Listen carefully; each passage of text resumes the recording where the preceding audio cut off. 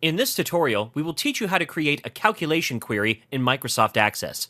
It is possible to perform calculations within your queries. Over here, we will make a query that will give us the total price on each order. To create a calculation query, let's go to the Create tab and click on the Query Design button. Over here, we will select the Products, Orders, Sales Rep, and Customers tables, and close the Show Table window. Now let's select the order date from the Orders table, Company from Customers table, Product, Size, and Price from the Products table, Quantity from the Orders table, and lastly, the last name from the Sales Rep table. Now let's move to the last column, then click on the Builder button, located in the ribbon on top. Over here, write Total, followed by a colon. This lets Access know that this is the field's caption. Now click on the plus sign and next to the file name in the Expression element area. Over here, let's expand the tables and then double-click on the Products table.